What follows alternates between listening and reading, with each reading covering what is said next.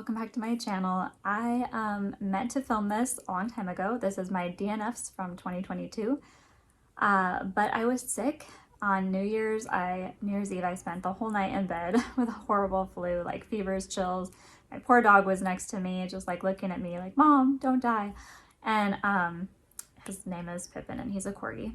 I'll put him here. He's very sweet, but I wasn't sure when I was going to get back to filming because this really took it out of me. I was a mess. So if I look, sound, fatigued, out of it, I am still getting over that. Unfortunately, like I guess 2022 wasn't over, like done with me as far as sickness. My featured book is Lady Susan by Jane Austen. I really like that story. It's not very long. You can read it in like a day. I mean, a morning probably. And it was fun. Recommend. Okay, so these DNFs are going to fall into 3 categories. I try not to DNF, especially if it's just not my kind of book. That's not usually why I DNF. I almost never DNF a buddy read. There is one exception, but my brother is probably still bitter, but he'll get over it. So I almost never DNF buddy reads, but I really try also with just normal books, even if it's not in my comfort zone or not something I'm enjoying, I try to finish it just to give you guys a review. But these fall into no connection to the main characters, dialogue, and the third thing being, the plot change. So we're following a plot, everything is going good, pacing, and then it takes a turn and suddenly we're not following even the same characters or we're following characters I don't care about. So pacing and plot changes that just derailed the book for me. So let's talk about the first one that I DNF'd. There's 5, which is A Discovery of Witches. And I'm just gonna say this one I read, I believe, started over the summer, and I tried, this was one I would pick up again and keep trying to read it and just wasn't going anywhere. So this is about a witch. She has rejected magic. She doesn't want to be a witch. She doesn't want to use magic to get ahead. She wants to be a serious professor, which is what she is, a college professor. And so one day she's doing research. She inadvertently discovers this magical manuscript that a bunch of other supernatural creatures are after. So this causes problems. And she ends up meeting up with a vampire. And he's seemingly interested in her, interested in the manuscript, stuff like that. I didn't connect with this character. She's supposed to be, closer to my age. She is not a child, not a teen. And this story gave me very strong, started as fan fiction vibes, and I could be totally wrong. And I'm not down on the author on this. Lots of people start off with fan fiction and they're very successful. They have very successful books. So I'm not trying to be down on this author. I just got that this may have started out as some kind of Twilight, Mortal Instruments fan fiction, and then she aged the characters up, because I didn't feel like this main character acted like a full-blown adult. Some of the decisions she made, some of the dialogue with her, I just felt like she was very immature. And she's, the thing about trying to make her a different character, I didn't like. She was giving me hardcore Clary Bella Swan vibes, and the immediate assertion of I can open my own car door, kind of stuff, oh yeah, she's not like other girls, she's independent. And then one of the things that she does with the vampire, I think his name is Matthew, is goes and does yoga. I'm like, yes, you're different.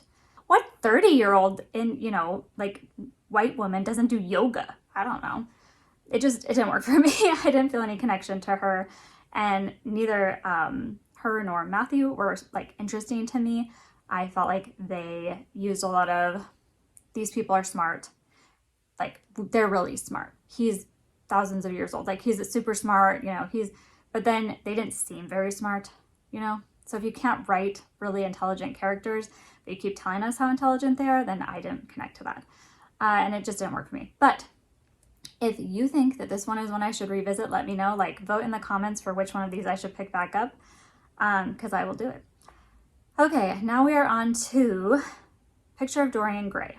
I love Oscar Wilde. He is amazing. I love his writing. However, this one to me, I think was wrong time and wrong narrator, because I was definitely listening to an audiobook of this and I didn't like it. I didn't like connect with the characters. I felt very separated from the story, and I felt like everyone around Dorian was so predatory and gross, and like the way that they talked about his beauty and his youth and his appeal, I just wanted to like put my hand on his shoulder and be like, get away from these people. They don't want good for you. Like, it felt very icky to read. Like, I'm listening, obviously, to listen to, because it felt like everybody just wanted something from him. And I know that he's going to go down a dark path, and I definitely want to read this book. I know it's a classic for a reason. I have people who have recommended it, and I trust their opinions, so I will definitely probably read this again, but at the time it just wasn't working for me, so I dropped it. Okay, so then A Room with a View by Ian Forster, I believe, and I had no connection to these characters. This was like, okay, so I read Enchanted April, or The Enchanted April, and it's that vacation vibes, you know, like with the young girl who's in, I believe, Italy, and might not have been Italy, but she's vacationing, and you know, she meets people along the way, and then there's like this scandal, and I felt no connection to any of these characters. This is not about the author. The writing is very good. I mean, I think the writing can be seen as very pretty, talented writer. I was just not connecting to these characters. I didn't care about them.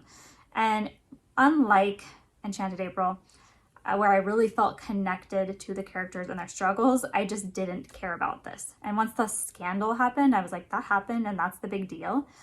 Yeah, if you know the story, it didn't work for me. That one I felt like it was boring. Okay, The Girl Who Kept Winter. Now this one, I will say, was going so good. This is like ancient China, but I think it's like kind of like made up, you know, China. And then girl who owns a dojo goes on like a last trip before she's supposed to get married to someone she doesn't want to get married to. And she gets poisoned by this poison king.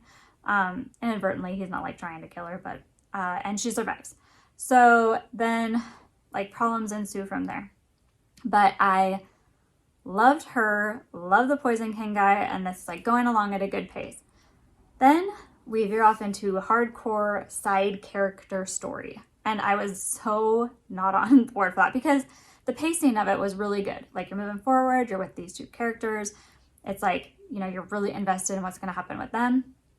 And then it wants to introduce other characters, new characters, following this side character plot that I just didn't care about. So it was one of those very quick, like, I can't, you know, I'm going to just drop this for now. I'm not invested in these other people. We'll see if I get to it later.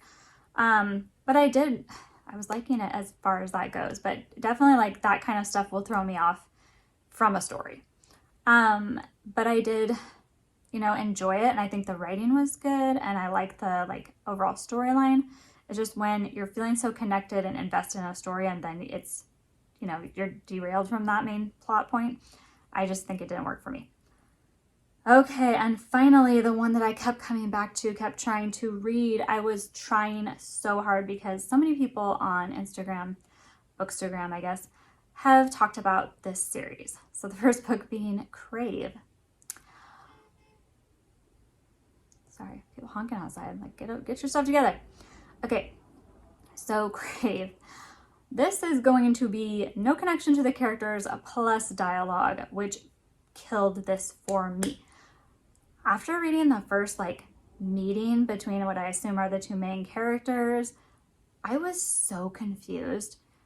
The emotions that happen in that first meeting, like I had whiplash from the emotional like changes, like, oh, now we're enemies. Now we're looking longingly into each other's eyes. Now I'm touching your face. And it was so weird. And I get that this is teen, but I just couldn't believe that this was how it was going, and it was so awkward, and the dialogue was terrible. I didn't feel much like connection to the main character. She is an orphan who is going to an elite private school in Alaska, and it's at a castle. This is a far as I know, a vampire story. And I mean, as unbelievable as all of the setup was, I was like, okay, whatever. Also, I found the main character's inner monologue to be somewhat insufferable. She tends to repeat things. She sounds like what I imagine an adult thinks teenagers sound like. I am assuming Tracy Wolff is not a teenager. I don't think she is. And her writing of the inner dialogue of this girl was very much how adults think kids think. And I found it awful. She kept, like, even in her description, like her thinking about, oh my goodness, this amazing castle that I'm at, and the, you know, different things that she's seen. She sounded so stupid. And I don't think that most teenagers, like, I'll give you credit, you know, like, I think that most teenagers would have a little bit more of an intelligent internal dialogue, but maybe I'm wrong. And yeah, it just didn't work for me. The main, like, they're meeting up, he goes from, like, being very threatening. This felt very Bella Edward, like, immediately, like, threatening, get out, you don't belong here, like, having this real aversion to her. And then, like, 2 seconds later, it's like, we have a connection. We both have this deep pain. We're looking in each other's eyes. Like, I can't look away from you. I'm as the reader sitting there like, what? Like, he literally tells you to, like, get the F out, and then it's this. And then the next scene is her taking her bags to her room and some other guy, like, offering to carry her up to her room because of, like, the altitude sickness. I don't know. I was like, no, I don't connect with this. I'm, you know, I'm older, in my 30s. I mean, even for teens, I felt like this was a very weird story. And the way they're acting and stuff. I also, one thing I really don't like, unless you are studying your book purposefully in a time period, 80s, 90s, you know, 70s, whatever, go back in time, is slang, because slang ages a book very quickly. So if you're using, like, something from the 90s, like, I was watching Teenage Mutant Ninja Turtles, the movie. It's great, by the way. Still holds up. And I was watching that, and it's like a 90s time capsule. Like, the slang is there, but it's nostalgic and great in that way. However, this book is supposed to be able to be picked up and read at any time. So when you can look at the slang and go, oh, those terms are no longer used, I can guess about the time that this was written. It definitely pulled me out of the story, because I was like, oh, people talked like that. Like, not that long ago, but not recently. So yeah, I don't like the overuse of slang in books unless you are trying to represent a very specific period. So that's just my thing about fantasy. It's not my preference. However, if you guys vote in the comments for me to continue Crave, then, like, I'll suffer. I mean, I'll do that for you. I mean, I don't know how, but I'll get through it. So those are my 5 DNFs for 2022. Like I said, please let me know in the comments what book you're like, no, you need to give that another chance. I know some of these are super popular, and I'm not trying to, like, talk trash about these books because they're popular or because they're well known. Like, this honestly didn't work for me. And it's probably, like I said, for some of them, maybe just, like, timing wasn't right, or I wasn't in the right mood. I feel like you would have to be in the right mood for certain books, like, you know, Picture of Dorian Gray, or even A Room with a View. So let me know which one you think I should give another chance to. I will try to be back on here filming. I have been reading. I'm gonna talk about the books that I read recently. It's just that I was unwell, and so I will try to be more consistent. Thank you so much for watching. I appreciate all my new subscribers. I know that I have some people who just subscribed recently, and I really, really appreciate it. I am going to try and get to 100 this year. We're close. So if you can, please like and subscribe, and I will talk to you in the next video.